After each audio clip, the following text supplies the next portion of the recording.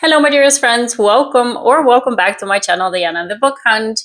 On today's agenda for Bookmas, I've got for you my Bookish Awards. This is a video that I did for the first time last year on my channel, following the Goodreads Choice Awards and kind of my disappointments at the books that I was seeing on there. And I just wanted to discuss a couple of other books that were on my radar for that year that I really wanted to give some love. And I want to do the same for this year as well.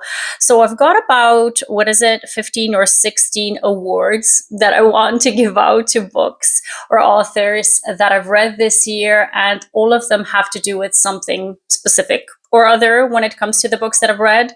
And I have to say that not all of the books that are on this list are released this year. It's just simply books that I've managed to finish this year that have made some kind of an impression on me.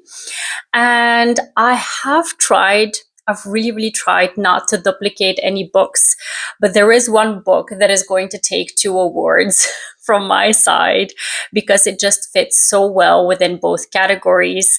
I couldn't not give it that award or those 2 awards. So there's only one book that will take 2 awards instead of 1. Anyway, if you want to check out my video from last year, I'm going to link it down in the description, and I'll also link it in the cards if you want to check it out. But I'm just going to go ahead and dive in and let you know which awards I've chosen to give out and also which books are going to be the winners for my Bookish Awards. So let's just go ahead and dive in. My first award is for Prettiest cover. Now, I have a couple of books that I purchased that are really pretty. And one of them actually I purchased as a gift to a friend of mine. This copy is a Bulgarian copy of the book it just recently released. And I haven't taken it out of the foil because, like I mentioned, I've bought it as a gift. It's not a book that I'm going to keep, but I'm really hoping that she's not going to watch this video because I'm going to spoil the surprise, but I don't think that she will. But this is, I'm not sure if you can see it. And it has gorgeous braid edges. I don't know if you can see it like this. And the back side, but essentially just the cover. This is a copy of Carissa Broadbent's Daughter of No Worlds.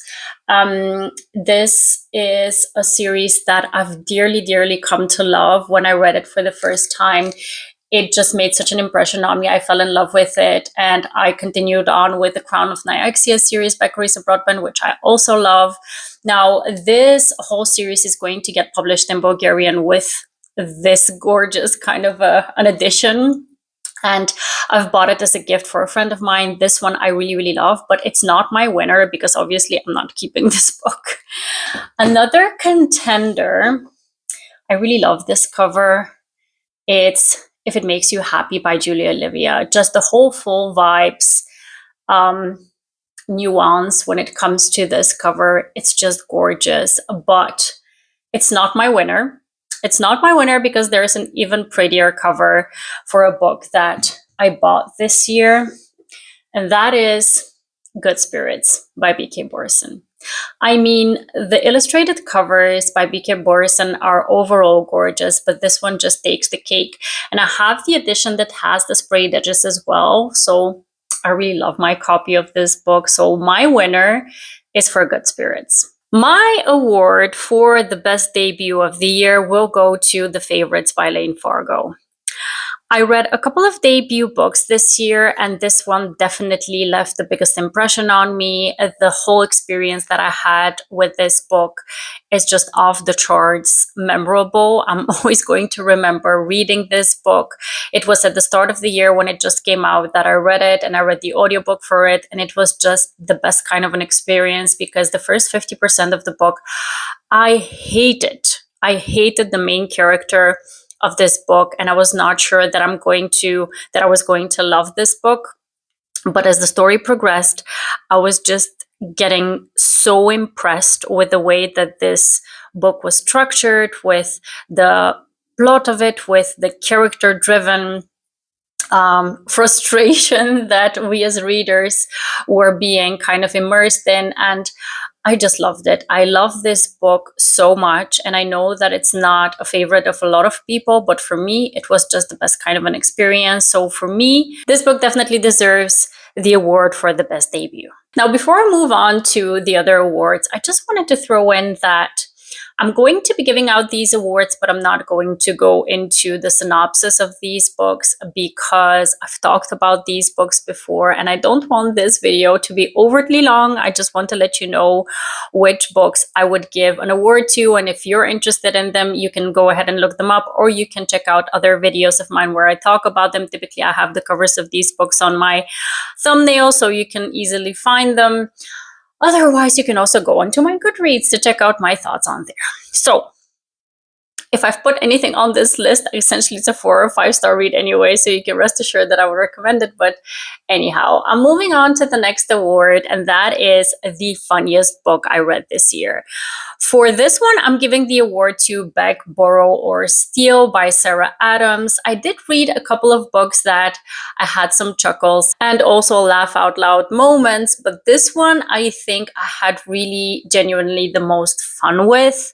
This one has such good banter and very kind of comical and funny situations within the book, and also situations that left me feeling giddy about getting to know how the characters would kind of deal with the certain situations that they were thrown into, and just the whole rivalry between these two characters and how they moved from rivals to actually have some kind of a friendship to lovers. It just worked for me. I've read other Sarah Adams books before. I've mostly given them 3.5 to 4 stars, but this one was a definite favorite of mine. It was so much fun, and the heroine was so relatable in this one. The hero was a hoot. I really love the hero in this book, and it's a genuine 5 star read. So it's a fun and definitely also cozy kind of a book, so I would definitely recommend it. Now, the opposite of a funny book is a sad book, right? So we need to give an award for that one as well, and it's probably not going to be a surprise that I'm going to give it to Sunrise on the Reaping by Suzanne Collins, the follow-up to the Hunger Games books. That is Haymitch's story. We know already that Haymitch won the Hunger Games back in the day. We know that from the first 3 books in the Hunger Games, and now we're getting his story of how he actually competed and what happened that made him be the person that he is in the Hunger Games books, right? So we kind of knew that something had happened in his Hunger Games, and his whole story just left me feeling heartbroken for him, and I did cry in that book. So it's definitely one of the sadder books that I read this year. So yeah, I'm giving it to Sunrise on the Reaping. The next award is for the best hero.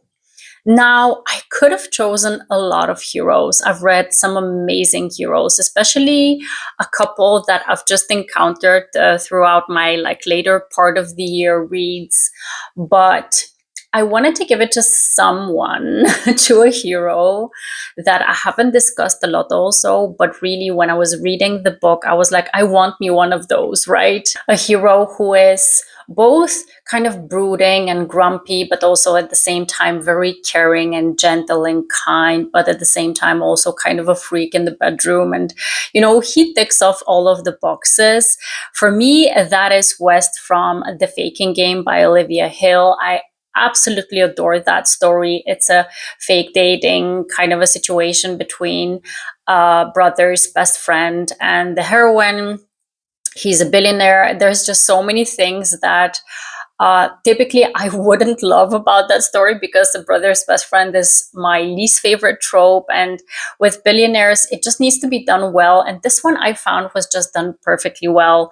And I'm very much looking forward to the second book within this standalone series that is going to come out in 2026. So yeah, West is one of my favorite characters of the year and definitely one of my favorite heroes. So I'm giving him the award for best hero on this one. Our best heroine is going to go to Faye from Bourbon and Secrets.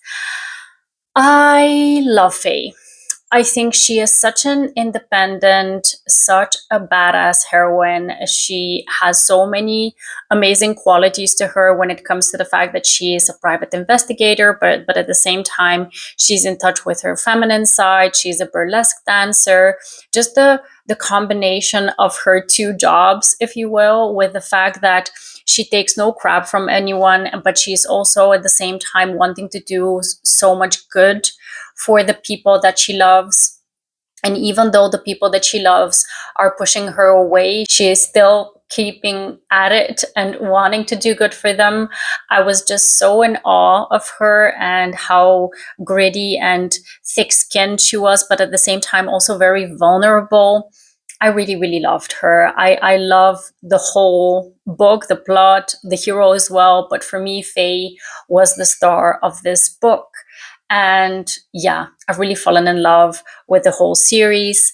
And I know actually that there is some controversy going on with the artist who drew the covers of the series. And I am happy to say that the series got picked up to be traditionally republished. So they're going to get new covers. So yeah, at least I hope the controversy will be behind at least the author, because obviously the author, the whole idea behind the controversy is that there is suspicion that the artist who did the covers is using AI somehow. And, you know, the author probably didn't know that this artist may have used AI. And we just want to see that the author gets what she deserves, right? Because she has put so much effort and work into putting out those books, and we shouldn't cancel her out on the basis of the fact that she trusted someone to not use AI. So I'm very happy for her that she's going to get these books re-released with other covers. And once she does, those are going to be obviously the covers that I'm going to use for the videos that I make when I recommend them. So for now, I'm using the ones that are available, but essentially, yeah, just be on the lookout for the fact that this artist who drew those covers potentially uses AI.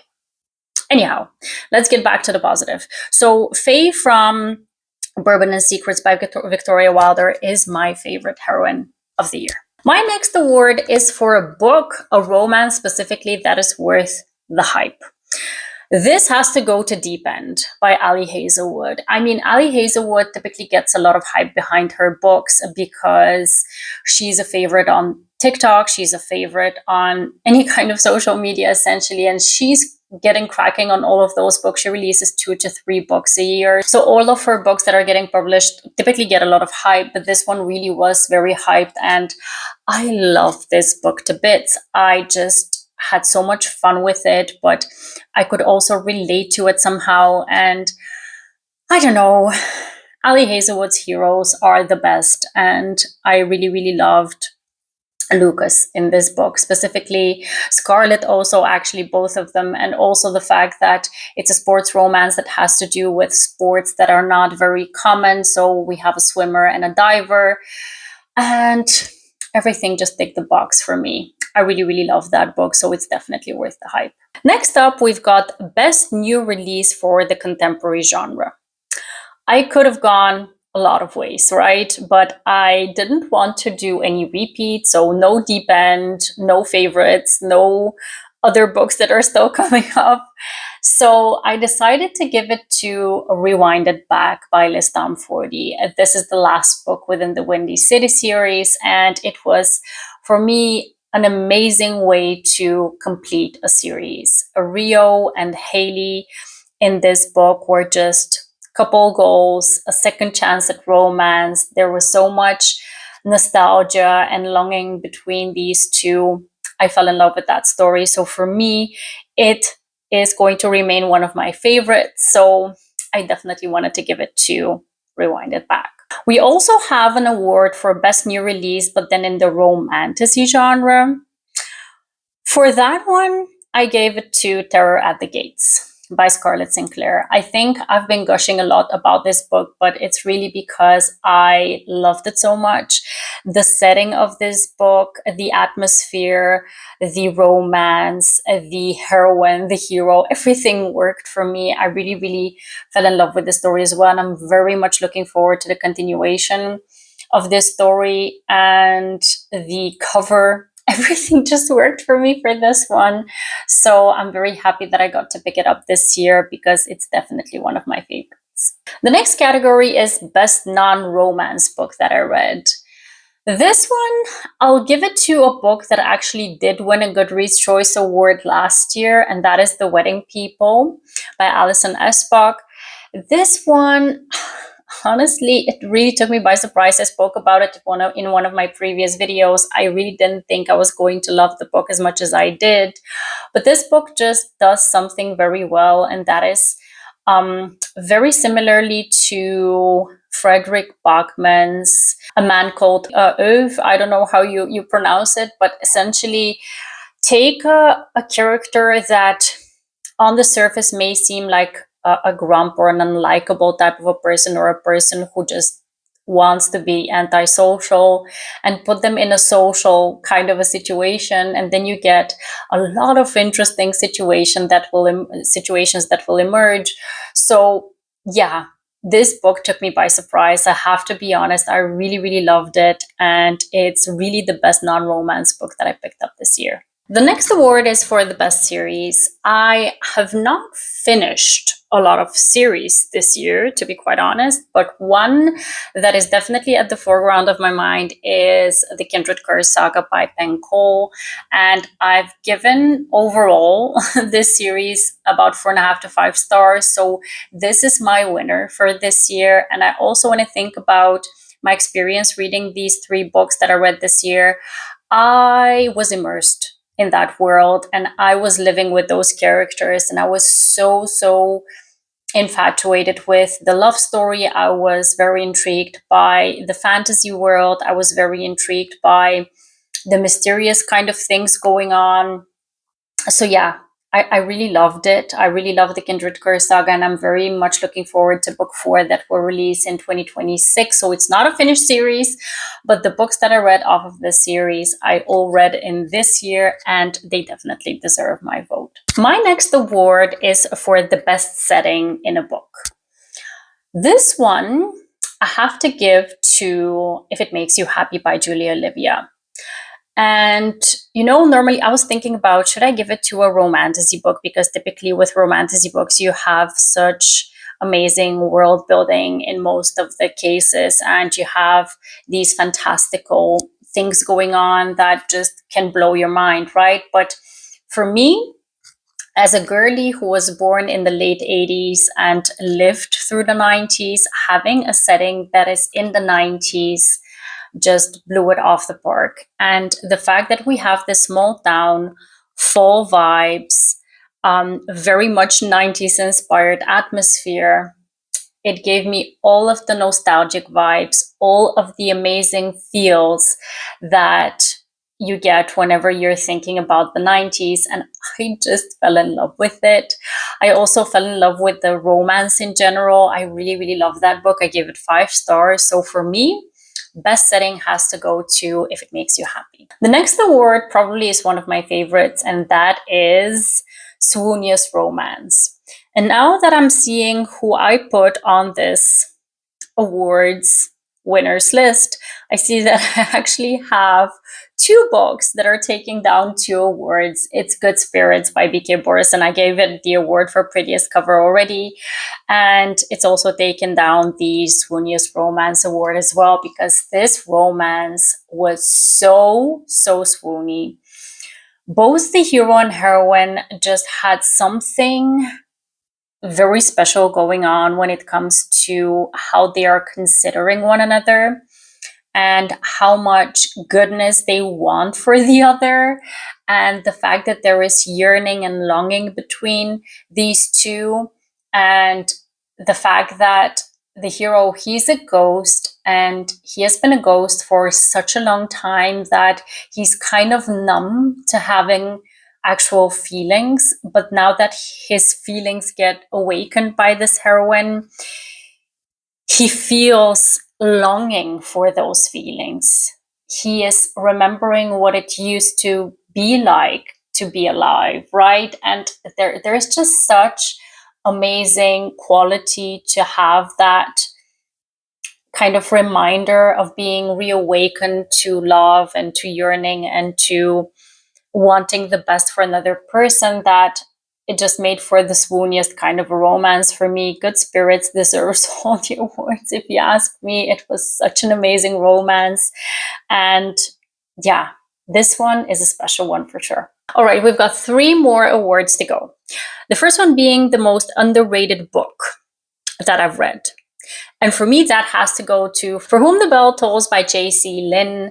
Is a romantasy book that has kind of a cozy setting, but it is emotional and funny at the same time. The romance is scorching hot, but at the same time very kind of cute. It's really weird because there is a paradox within this whole book, because we've got a romance between a human and a demon, or at least a human soul, because they're in kind of the afterlife realm. But there is definitely a paradox within this book, because we've got certain emotional parts, certain fun parts, certain sexy parts, certain kind of cozy parts. It's really, really everything thrown in together, but in the best kind of a melange of elements, and it just worked so well. And I really have not heard very many people talking about this book. I know that Becky loved it. It's one of the very few books that we're in agreement on, to be honest. But I'm really, really so happy that Becky loved this one as well, because it was a very special, unique kind of a book. And I also saw Kayla on Instagram. She is this bookstagrammer who is kind of off the charts popular. She was just recently reading it, and she said that she loved it as well. So I've heard it here and there that people have been loving it, but I haven't heard very many people talking about it. And for me, that is criminal, because it's really such an amazing book. It should be read by more people. So that one definitely is the most underrated book that I've read this year. Next up, we're going to be talking about the book with the best writing. Now, I am not the grammar police, and I'm definitely not the person to go to look forward to any kinds of reviews that will talk about how books are written. This is not the place to look for books that will be discussed in that light. But when it comes to books that everything is just done spectacularly well. So the structure of the book, the writing, there are certain quotes that will remain with you because they were just so well thought out of in the context of the love story or the book, that you cannot miss the fact that they're just very well written. And for me, for this year, that is Atmosphere by Taylor Jenkins Reid. I really love that book, and there are certain parts in that story that will remain with me forever. It was one that I didn't think throughout like 50 or 60% of the book that I was going to give 5 stars to, but the later part of the book just blew it out of the park. It was just so well written. And for me, I'm giving the award to Atmosphere. The last award on my list is for the best audiobook. I've already discussed my best audiobooks overall for this year in another video. I'm going to link it up in the cards if you haven't seen it yet. It was one of the previous Bookmas videos that I did, and I discussed a lot of favorite audiobooks, but if I only had to pick one, it's going to be The Favorites by Elaine Fargo. This audiobook was a full cast narration. It was a full production. And because of the way that it was written, there are certain parts where we're getting the story, certain parts where we're hearing interviews, certain parts where there's tabloid kind of snippets that are being discussed. It's such an interactive experience, and I really love the full production of the audiobook. I think had I read the book only physically, I wouldn't have enjoyed it so much. So for me, I think this is really the best audiobook that I read this year, and I'm giving it to The Favorites. All right, my dearest friends, these were my Bookish Awards of 2025. Please let me know if you have any favorites that you would fit into any of these categories. I'm going to link the categories below in the description, should you by any chance feel inclined to use them in any of your future videos if you're a booktuber, but also if you just want to answer which books you would give the awards to, you can go ahead and copy them and then leave your comments down below. I'm very much looking forward to see who left the biggest impression on you this year. And I'm going to be seeing you tomorrow for the next Bookmas video. I'm so happy that I'm keeping up with the videos this week. I was kind of fearful that I wouldn't be able to manage, but I think I'm going to make it until the 22nd or the 23rd. We're going to see how it works out. But yeah, thank you so much for sticking around if you made it so far, and I'll see you tomorrow for another Bookmas video. Have a wonderful, marvelous day. Happy reading. Take care, and bye.